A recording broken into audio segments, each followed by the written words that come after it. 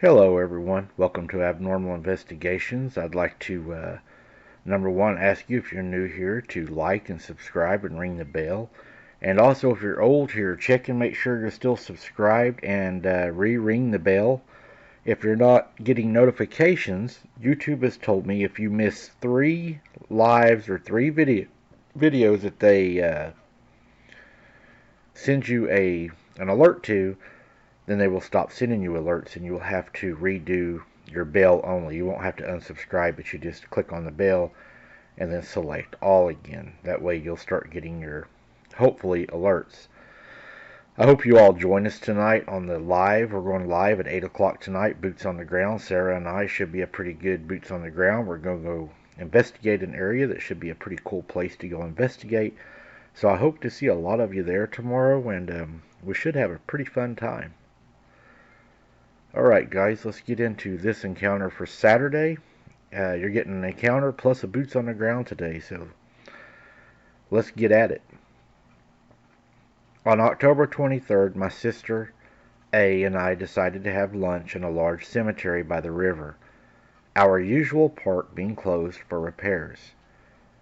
We drove in, seeking privacy, and started eating while listening to videos on my phone in the background.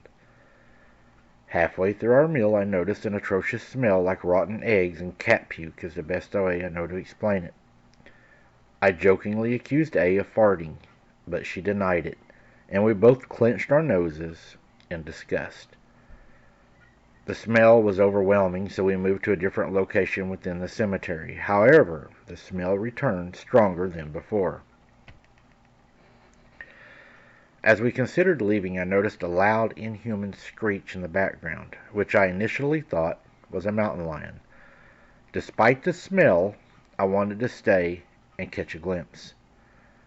We waited, noticing rustling in the tree canopy above.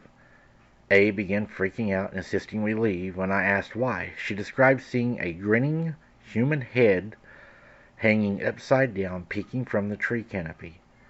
I teased her, thinking she was imagining things. Curiosity got the better of me, and I drove back to prove her wrong. Upon arrival, we saw nothing, and I agreed it must have been an animal. However, I noticed a huge figure digging up a gravesite in the distance. Terrified, I accelerated, and the creature stood on its hind legs, staring us down. It had massive paws. It had a dog-like head with uncanny human eyes and a sinister, almost grin. Its eyes seemed to pierce through us as we sat in the vehicle. I drove as fast as possible, noticing in the rearview mirror that the creature seemed to be charging after us, dodging the headstones, my heart racing. I recklessly pulled onto the road. Luckily, it was empty. We sped away, relieved, washing over us as the cemetery disappeared from view. We returned home and A called in sick. We spent the day watching YouTube trying to calm down. To this day, I'm unsure what we saw or its intentions, but we avoid that cemetery and that road now. That experience left a very sickening mark on my life. I sometimes wonder if I really should have even went to the cemetery to have lunch that day, but I remember it, and it was so vivid. I wish it wouldn't have happened. Our usual lunch spot became a haunting memory. The creature's image haunts me still, an unsettling blend of animal and human. Its presence lingers as a chilling reminder of the unknown. I'll never forget that screech, the rustling, and those piercing eyes. The disturbing encounter changed me, as I seen it throwing dirt up from a grave. Months later, I still shudder thinking about the encounter. The smell, screech, and eyes remain etched in my mind. A shares my fear as we try to avoid discussing it and even going to cemeteries.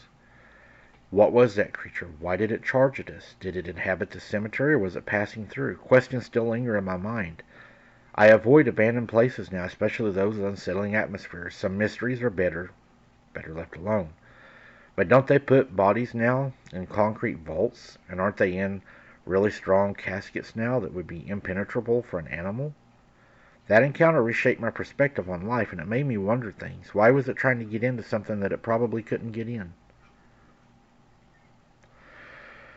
Yeah, most cemeteries, I don't know if you're talking about a newer cemetery or an older cemetery. It will depend on the cemetery you're at. If you're at an older cemetery, you're not going to have vaults, and you're probably most likely going to have a lot of wooden caskets. Now, they still do use cheaply made wooden caskets for people that don't have loved ones' entrance or anything that they need to bury. It's a very, very cheap casket, and they do still use those. That would be the only ones that I could picture it even being able to get into, but I still think, even at that, I do believe they still have to be in a vault now by law. I could be wrong, but I believe they have to be in a vault. So I don't know why it would be digging at a grave, unless it was an old grave that you were at, and then, yeah, that would be really freaky to even think about. Guys, I hope to see y'all tonight on the Boots on the Ground. Thank you very much for listening, and if you don't mind, please hit that like button. Share this out on your Facebook. Even if one person sees it, it helps us a lot. So just stick it on your Facebook to share. Even just you sharing it helps a lot, because they keep track of how many times it's shared, so that'll really help too. Thank you so much, guys. We'll see you tonight.